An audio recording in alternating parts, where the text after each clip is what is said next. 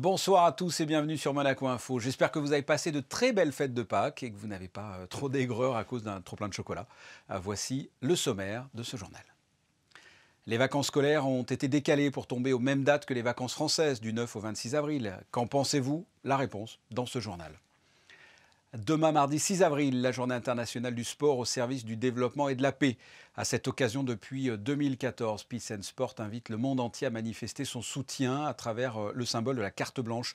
Nous recevrons le président et fondateur de Peace and Sport, Joël Bouzou, qui nous parlera de l'importance de cette journée et de cette white card. Retour sur la victoire en basket de la Roca Team samedi soir 92-80 face à Orléans, Jeep Elite. Le club monégasque est plus que jamais en tête du championnat de France. Nous recevrons à ce titre un ancien joueur et supporter de cette belle équipe, Frédéric Chocard. Entre ses souvenirs de joueur et son soutien indéfectible, même si c'est à huis clos en ce moment, à l'aube d'une demi-finale en Eurocup, mardi 19h, salle Gaston Médecin face à Grande Canaria. Et puis n'oublions pas, c'est lundi de Pâques, nous ne pouvions pas passer à côté du traditionnel reportage consacré aux œufs en chocolat et les dernières tendances. Mais avant cela, vous en avez sûrement entendu parler, c'est l'info du week-end. Le gouvernement a pris une décision concernant les vacances scolaires en principauté. La décision de s'aligner aux vacances françaises après une journée de concertation avec la direction de l'éducation nationale, le monde enseignant, les représentants des parents d'élèves et les élus nationaux. C'est à retrouver dans les colonnes de nos confrères de Monaco Matin. L'association des parents d'élèves a pris acte de la décision, même si parmi eux les avis sont partagés. De même, le Conseil national a fait savoir son désaccord dimanche dans un communiqué. Le Conseil national propose d'autres solutions, comme des lieux de garde pour les enfants des professeurs et personnels d'établissements scolaires français dont les enfants sont scolarisés en France et qui sont donc au cœur de cette problématique. Des lieux comme par exemple l'espace Diaghilev, le chapiteau de Fontvieille ou encore la salle des Étoiles. Nous sommes allés à la rencontre de parents principautés pour savoir ce qu'ils en pensent. On les écoute. Je pense que c'est une bonne chose, surtout par rapport aux professeurs qui habitent en France et qui ont des enfants scolarisés en France. Forcément, ils auraient eu du mal à venir à Monaco pour exercer leur métier. Donc je pense que la décision a été bonne. C'est quand même assez embêtant parce que du coup, ça nous oblige à réagir dans l'urgence, à trouver des solutions pas forcément simples. Je pense que c'est plutôt une bonne idée dans le sens où les enfants, quand ils sont tous ensemble à l'école, ils se contaminent un peu plus facilement. Moi, je trouve ça très dommage, parce qu'à Monaco, on est tout à fait libre normalement. On n'a jamais rien suivi sur tout ce qu'il y avait sur Monaco, enfin sur la France avant. Je trouve ça dommage que Monaco se soit aligné. Je pense que c'est bien de s'aligner à la France. Et vous, comment vous allez vous organiser ? En fait, comme en ce moment je ne travaille pas, c'est plus facile pour moi. Et avec mon mari, il a pu décaler ses vacances. Le fait qu'ils aient fait ça, d'avancer les vacances, et du coup ça permet aux enfants de ne pas quitter l'école au final, je trouve ça vraiment très bien. On est en train de chercher les solutions. On n'a pas encore complètement trouvé les solutions définitives. Mais personnellement, j'aurais préféré qu'on reste sur les vacances prévues. Moi, je pense que c'est pas trop à nous de réagir. Nous, de toute façon, tout le monde subit. Nous, égoïstement, ça nous arrange pas, mais on se calque. Je pense que c'est pas un souci. Il faut quand même apprécier ce que fait le gouvernement. Ils gèrent très bien la crise du Covid depuis le début. Donc oui, voilà, rien de plus à rajouter. Rappelons que contrairement à la France, dès mardi et ce jusqu'à vendredi, les élèves retrouveront le banc des écoles pour des cours en présentiel avant les 2 semaines de vacances du 9 au 26 avril. Changeons de sujet. Chaque année, pour célébrer la journée internationale du sport au service du développement et de la paix, Peace and Sport invite le monde entier à manifester son soutien à travers le symbole de la carte blanche. Avec nous, le président et fondateur de Peace and Sport, Joël Bouzou, bonsoir. Bonsoir. Depuis 2014, le 6 avril, chaque année, est la date de l'opération que l'on appelle White Card. Première question, toute simple. Quel est l'historique et quel est le concept de cette White Card ? Déjà en 2013, l'ONU a créé une journée qui est la journée pour le sport au service du développement et de la paix. Et quand ceci a été créé, nous avons décidé avec Peace and Sport de créer un site dédié à ce type d'opération qui s'appelle aprilsix.org. Et le point résonant de cette campagne, c'est ce carton blanc. Le carton blanc, white card, c'est comme par analogie à ce qui se passe au niveau du football où on va sanctionner des comportements, je dirais, déviants par un carton rouge ou par un carton jaune. Oui. Là, c'est du positif, c'est le carton blanc. C'est devenu aujourd'hui le symbole de la paix par le sport, le symbole d'une façon de pratiquer le sport, le symbole de réunir les gens par le sport. Alors, En 2014, on a commencé avec 6 millions de cartons blancs sur la planète. Et l'an dernier, en 2020, on était à 117 millions. Donc vous voyez un peu la progression. C'est devenu vraiment quelque chose qui résonne un peu partout, que ce soit dans les fédérations internationales, les fédérations nationales, les athlètes de haut niveau, mais même les ministères, les comités nationaux olympiques, un certain nombre de stars et même des chefs d'État, celui de Monaco en particulier, Son Altesse Sérénissime le Prince Albert II, mais aussi des gens comme Juan Manuel Santos, Mohamed Younous, qui sont des prix Nobel de la paix et qui nous aident à promouvoir cette campagne. Quelle est l'importance pour Peace and Sport, tout simplement, d'organiser cette opération? C'est un des points clés de l'année, avec le Forum international en particulier. Mais c'est le moment où on passe le message, où on renforce l'opération, le symbole. Et en particulier cette année, où derrière chaque carton blanc, on essaye de savoir quelle est l'histoire. Quand j'étais, moi, jeune, 17 ans, j'ai participé au stage franco-allemand qui avait été créé par l'héritage de De Gaulle et Adenauer. Et les Allemands sont devenus mes meilleurs amis par le sport, alors que j'avais à la maison des grands-pères qui n'étaient pas vraiment en faveur des Allemands. Vous comprenez pourquoi. Bien sûr. Mais on voit ce type d'histoire derrière chaque personnalité qui lève un carton blanc. J'ai vu au Burundi, par exemple, des enfants du Congo qui, lors de la cérémonie d'ouverture des Jeux de l'Amitié, alors qu'il y a eu ces rivalités entre Hutus et Tutsis, chantaient spontanément dans leur langue. Et je leur demandais quelle était la parole de la chanson. Est-ce que c'était une chanson qu'ils avaient appris? Ils venaient juste de la créer. Ils disaient on est au Burundi et on n'a plus peur. Voilà, on arrive par le sport à fédérer des gens qui sont pas forcément fédérable au départ. Et donc le sport est ce fantastique vecteur et le carton blanc, c'est le symbole. Vous venez de l'évoquer en quelques mots. Un mot sur le bilan depuis 2014. Qu'est-ce que ça a pu générer, cette opération White Card? C'est devenu un symbole partout, pour tous les gens qui pratiquent le sport, en particulier, comme je le disais, dans les fédérations internationales, un peu partout sur la planète, pratiquement tous les pays, puisqu'on travaille avec plus de 100 pays aujourd'hui, avec 70 fédérations internationales. Et donc cette année, c'est encore plus important, je pense, de montrer que même si on ne peut pas se déplacer beaucoup avec le Covid, on peut continuer à pratiquer le sport d'une certaine façon et on peut préparer le moment où finalement on pourra de nouveau être ensemble, mais être ensemble pour vivre ensemble de la meilleure façon possible, parce qu'on comprend la différence, parce qu'on respecte les différences, qu'elles soient culturelles, politiques, ethniques ou sociales ou religieuses. Alors l'opération White Card, ça se déroulera ce mardi. Si on veut y participer, qu'est-ce que l'on doit faire? Alors on prend un selfie et puis on va le poster avec un hashtag White Card et on le poste sur la plateforme aprilsix.org. Et si on a en particulier une histoire intéressante qui justifie en fait de poster cette White Card, eh bien on l'écrit, on l'envoie et puis nous on va collationner ces millions d'histoires qui pourront servir à des enfants pour rejoindre le sport structuré, le sport structurant et le sport pour la paix. Un selfie avec bien sûr un carton blanc à la main. Exactement. Après un an de crise sanitaire, comment Peace and Sport a traversé cette épreuve? Ça a été difficile parce que les rassemblements sont difficiles. Alors, ils ne sont pas difficiles partout et au même moment sur la planète. Donc, on a pu continuer quand même à développer un certain nombre de programmes. Mais même à Monaco, on a eu du mal à travailler de façon idéale, bien sûr, comme beaucoup d'autres organisations. Ceci dit, on a montré que le sport était résilient et que même sans se rassembler, on pouvait continuer à pratiquer. Et on pouvait aussi maintenir, en particulier avec les outils digitaux, les gens ensemble et par le sport. Comment se portent les ambassadeurs de Peace and Sport? Toujours aussi motivés, même malgré la crise? Bah écoutez, si vous voyez Lionel Messi jouer en ce moment, vous verrez qu'il se porte bien, mais Didier Drogba se porte des ambassadeurs, très bien aussi, et toutes les autres stars comme Sia Colissi, Marlène Arnois qui est très active ici, Pierre Frola qui est la star locale, je dirais, à Monaco. Tous ces gens-là sont actifs et ils portent tous haut les couleurs de Peace and Sport et en particulier la couleur blanche.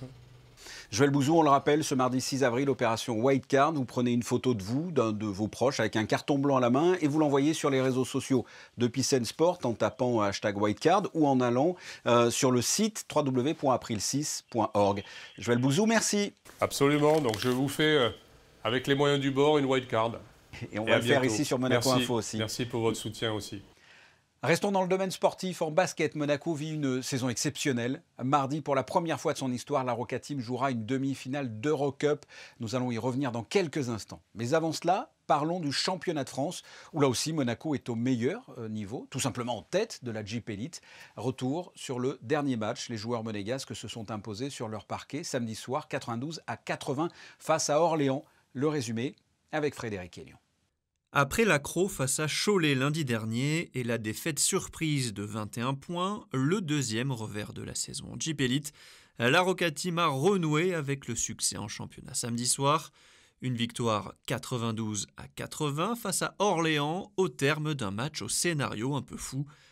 En première mi-temps, la Roca Team montre son meilleur visage, les mains actives en défense, 6 interceptions dans le premier quart-temps et des paniers en transition, à l'image de ce 3 points de Dibos, tout cette finition de Willy Guettet au alley-oop en contre-attaque. 27-19 Monaco après 10 minutes. L'avance va même passer rapidement la barre des 20 points. La Roca Team passe un 26 en 7 minutes avec une belle alternance entre les tirs extérieurs et les paniers près du cercle. Tout est compliqué pour Orléans, pas d'adresse avec un 1 sur 10 à 3 points en première mi-temps. Trop de ballons perdus, Monaco vire en tête, 50-33 à la pause. Le début de troisième quart-temps est un duel d'intérieur, 9 points en 3 minutes 30 pour Luc Fischer, 6 pour Mathias Le Sort. Orléans a de nouveau la tête à l'endroit, défend plus dur et opère un sérieux rapproché avec Paris Lee et Shima Moneke, 22 points chacun. L'OLB passe devant et remporte le troisième quart-temps, 32-16. JJ O'Brien prend alors les choses en main, Paris Lee lui répond à 3 points. Les deux équipes sont à égalité alors qu'il reste 5 minutes à jouer. Monaco va passer un 10-0 décisif avec un très bon passage de Willy Guettet, auteur de 2 actions décisives, coup sur coup, et un bon Damien Inglis qui inscrit 7 de ses 11 points dans le quatrième quart-temps. Monaco s'en sort et l'emporte 92-80. We knew Orléans was a good team coming in. They've been playing really well, and we focused on the game that they won in the Cup against Le Mans there. So, we were really focused coming in the second half.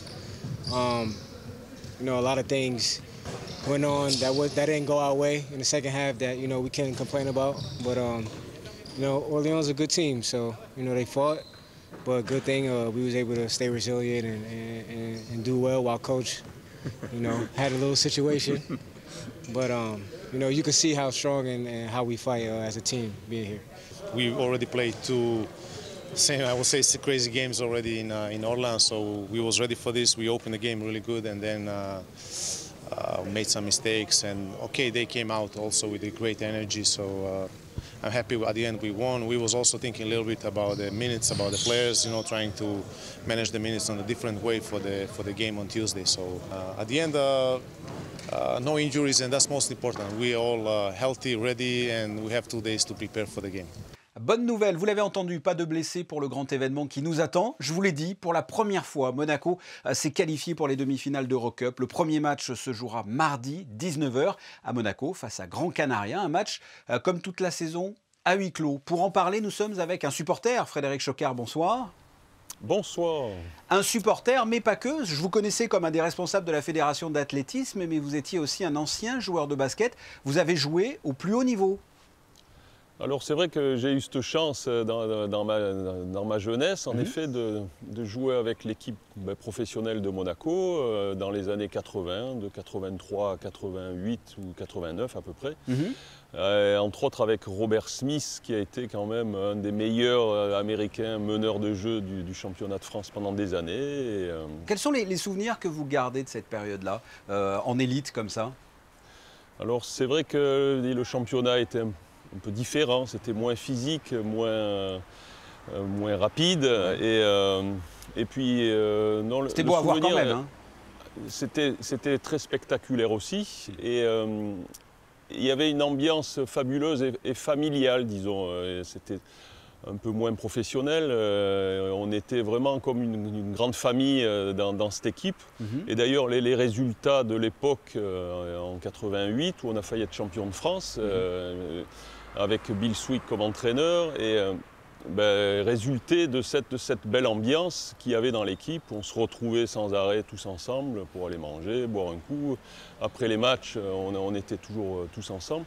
Et j'ai l'impression que c'est un peu ce qu'on retrouve actuellement dans l'équipe de cette année, où on sent vraiment une super ambiance dans l'équipe. Les gars sont super bien ensemble, s'entendent bien, et ils vivent bien. Et on le voit dans les quelques reportages que la Roca Team poste. Et je pense que c'est un élément primordial.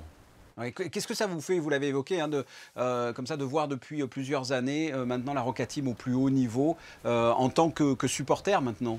Ça a été fabuleux de voir remonter jusqu'en Pro A et de côtoyer les sommets, d'être leader du championnat depuis quelques années régulièrement, de gagner 3 Leaders Cup, de pouvoir partir à Athènes, faire le Final Four de la Champions League, c'était déjà en 2018, de jouer en finale contre l'AEK Athènes dans une salle pleine à craquer de supporters grecs dans une ambiance incroyable et de perdre malheureusement de quelques points. Mais on a vécu des émotions extraordinaires et ce qui est fabuleux, c'est de savoir qu'on peut continuer à en vivre des aussi belles, voire plus belles. On l'a dit, toute la saison là, à huis clos, j'imagine que c'est la frustration, non? Oui. Absolument. Le huis clos, malheureusement, est rentré dans les mœurs des sportifs professionnels et du sport de haut niveau. Il n'y a pas d'autre possibilité. Alors c'est sûr que c'est frustrant pour tout le monde, pour les joueurs, pour nous, pour le staff, mais c'est la seule solution, et en espérant pouvoir retourner à la salle bientôt et revivre ces moments où on se retrouve tous en famille. Voilà. Un mot, vous l'avez évoqué, un mot sur cette saison en championnat de France et en Eurocup. Comment vous la trouvez, cette équipe? Elle est belle? L'équipe est magnifique. Et justement, ce que je disais tout à l'heure, c'est que le staff a réussi à faire les petits aménagements qui étaient nécessaires pour la rendre encore plus forte. L'arrivée de Rob Gray a été un élément très important offensivement. Mais Rudy de Maïs Balou fait un boulot incroyable. Et c'est là aussi que coach Z est capable de tirer le meilleur de ce jeune joueur et qui rend des services extraordinaires, qui défend, qui a arrêté Justin Cobbs, je le dis, dans les 3 derniers matchs et qui a fait son job en rotation de D-Bost. Donc l'équipe est capable de battre Gran Canaria. Justement, la demi-finale en Eurocup, le premier match, comme je l'ai dit, mardi 19h, face à Gran Canaria, comment êtes-vous à quelques heures de cette rencontre psychologiquement? C'est dur? Oui, j'ai clairement la pression. Des fois, mes enfants devant la télé, quand ils me voient, ils me disent que je suis en train de devenir fou. Et à crier tout seul pour le dernier match qui a été quand même haletant jusqu'au bout, puisqu'on a gagné sur le fil, sur la fin. Et Gran Canaria est une équipe à notre portée. C'est prenable. Qu'est-ce que vous voyez dans votre boule de cristal? Quel est votre pronostic? Je pense qu'on va gagner les deux ici à la maison et chez eux. Donc je pense qu'on va gagner en 2 manches. Après la finale, ça sera quand même plus compliqué. Bologne, avec une équipe de vieux briscards, est quand même, je pense, au-dessus. Ou Kazan, on verra lequel des deux. Mais il y a de quoi, il y a une chance à jouer. Sur 3 matchs, c'est vrai que par rapport à la Champions League qui se joue sur un seul match, sur 3 matchs, il y a des chances. Il y a des chances. Frédéric Chocard, merci d'avoir répondu à mes questions. Fabien, merci, avec plaisir. Et puis, Dag et Mounegou. Dag et Mounegou. Et on suivra bien sûr ce match Monaco-Gran Canaria mardi 19h avec un résumé sur Monaco Info dès le lendemain, mercredi 19h.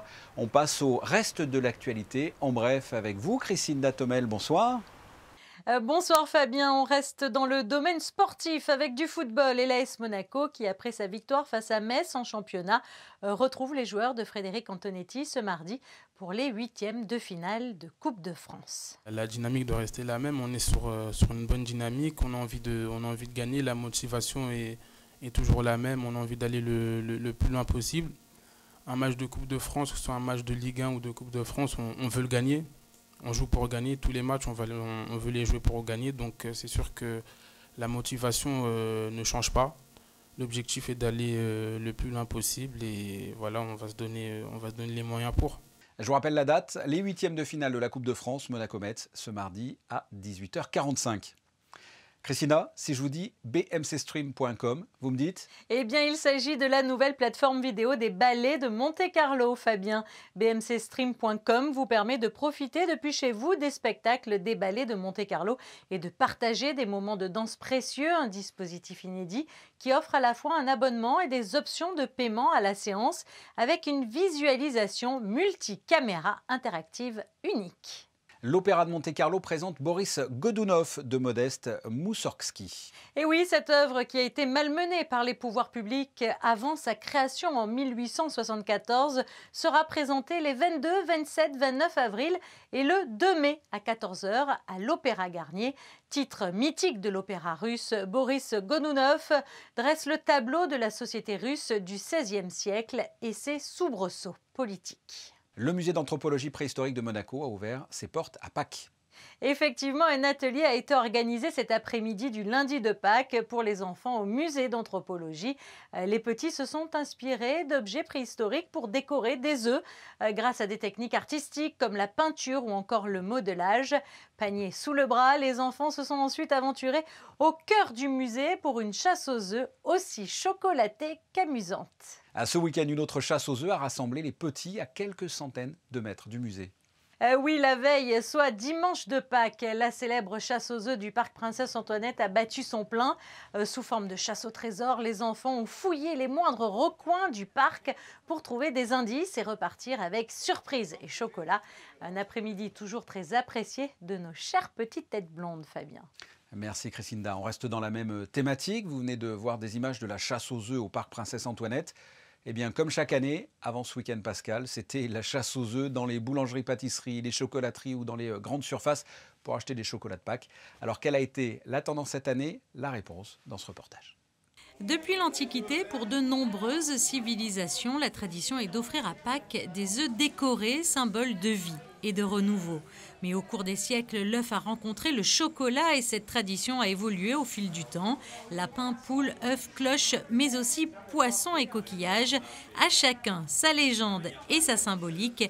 Et cette année, en principauté, la tendance était plutôt aux petits personnages inédits. Disons qu'aujourd'hui, on a essayé de faire des petits sujets pour casser un petit peu la tradition des œufs, des poules et des cloches. Donc, comme vous avez pu le voir, on a fait un petit plongeur, un petit chevalier masqué, une petite abeille, pour redonner un petit peu un côté fun à cette Pâques pandémique, en fait. Parce que, bon, malheureusement, on en est déjà au deuxième volet, on a vécu ça l'année dernière. Et c'est l'histoire un peu de dégayer, entre guillemets, les sujets de Pâques traditionnels. Et alors les gens sont plus chocolat blanc, chocolat au lait ou chocolat noir? Nous, on est avec le chocolat Valrhona, l'un des meilleurs chocolats français, depuis plus de 60 ans maintenant. Et justement, donc la tendance chez nous, c'est plus noir et lait. Il a été élu 2 fois meilleur pâtissier du monde et il est l'un des rares chocolatiers à torréfier lui-même ses fèves. Le célèbre chocolatier belge Pierre Marcolini a quant à lui imaginé cette année une collection très gourmande. C'est une chasse aux œufs dans un jardin enchanté, peuplé de lapins et d'œufs de Pâques, d'œufs pralinés. C'est une collection qui nous ramène en enfance et qui plaît d'ailleurs particulièrement aux enfants du plus jeune âge. Nous avons un super coffret d'œufs pralinés qui nous fait voyager effectivement avec des pistaches d'Iran, des noisettes du Piémont ou encore les amandes de Sicile. C'est un réel délice. Et en cette période particulière, de nombreuses sociétés monégasques et comités d'entreprise ont fait appel à la maison Pierre Marcolini qui a pour l'occasion innové en créant le chocolat spécial Covid. Nous avons développé également un chocolat emballé. C'est un praliné de Jandouilla chocolat au lait avec des noisettes entières. Cette année, encore plus que d'habitude, les acteurs locaux privilégient le commerce de proximité. C'est vraiment, on se serre les coudes entre commerces de Monaco. Et si ces fêtes pascales auront permis aux Monégasques au moins de voyager sur le plan gustatif, avec l'arrivée des beaux jours, vous pourrez retrouver, comme chaque année, Pierre Marcolini dans un kiosque éphémère près de la place du Casino pour y découvrir cette fois ses fameux Esquimaux minutes et ses glaces artisanales. C'est noté. Un mot à présent sur la météo. Quel temps fera-t-il mardi ? Mardi, le temps sera très nuageux et la journée sera plutôt pluvieuse, entrecoupée de quelques éclaircies. Le thermomètre oscillera entre 14 et 8 degrés. Le soleil se lèvera à 7h02 et se couchera à 20h03. Mardi 6 avril, nous fêterons les Marcellins. Merci. On se quitte avec les photos du jour signées Manuel Vitali et Michael Alési. Elles sont consacrées à l'opération White Card. Nous en avons parlé dans ce journal. L'occasion pour moi de vous le rappeler. Vous prenez une photo de vous, d'un de vos proches, avec un carton blanc à la main et vous l'envoyez sur les réseaux sociaux de Peace and Sport en tapant #WhiteCard ou alors en allant sur le site www.april6.org et vous contribuerez à votre manière à la Journée internationale du sport au service du développement et de la paix. Ce journal est terminé. On se retrouve, si vous le voulez bien, mardi dès 19h pour une nouvelle édition. À très bientôt. Au revoir.